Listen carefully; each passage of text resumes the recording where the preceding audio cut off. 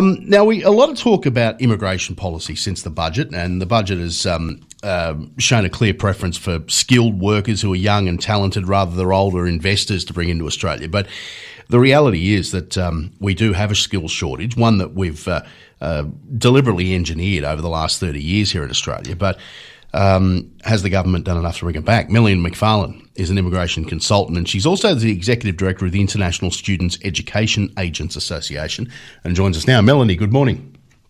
Good morning. Good to be here. Have we done enough to address the so-called skills shortage? And given that interest rates are going up and we're expecting unemployment is going to start to rise again, is this thing going to sort of level itself out a bit soon?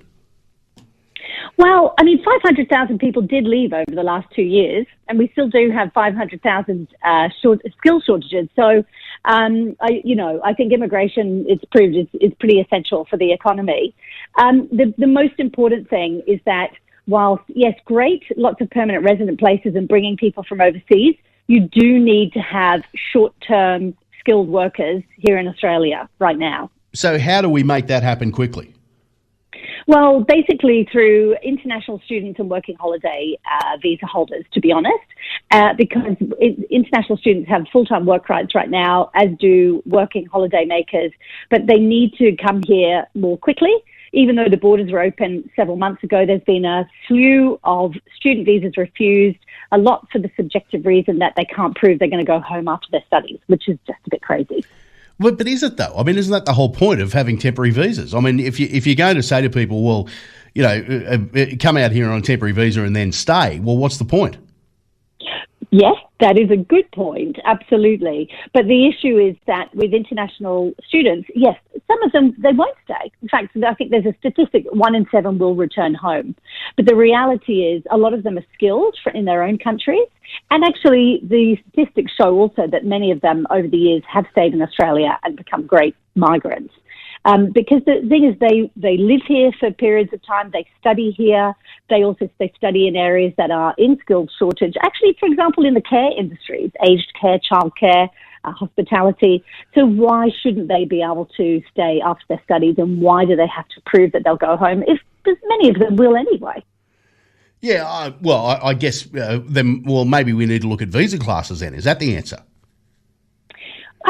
It's more the requirement for a student visa that requires them to go home. It's called a genuine temporary entry requirement, and it's a very subjective requirement that a visa officer can honestly do a cut and paste answer to. So it's more about the legislation within the actual visa subclass for the student visas. I want to talk for a moment about the holiday workforce and backpackers and the like. Now, we know that they're not coming in at the same level they have been in the past, but I think a lot of that's got to do with travel costs at the moment, isn't it?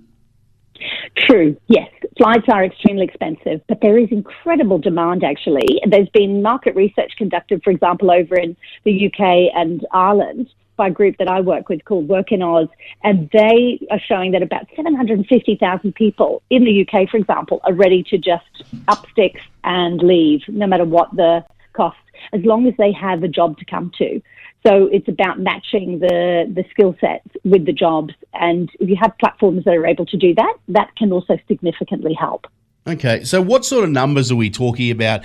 But in reality, if we were to get the levers right, how many people could we get into the country at short notice, so to speak?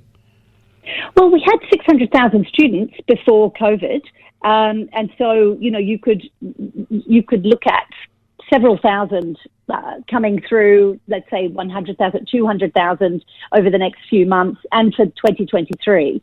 The reality is we are optimistic, those of us in the international education industry, that we will be able to bring many students in, but it has proved very difficult in these last few months to get them here. Okay. Well, I guess we'll wait and see what happens. I mean, there's always talk about fixing immigration policy, but it just never seems to happen in any real meaningful manner. Melanie, good to talk to you this morning.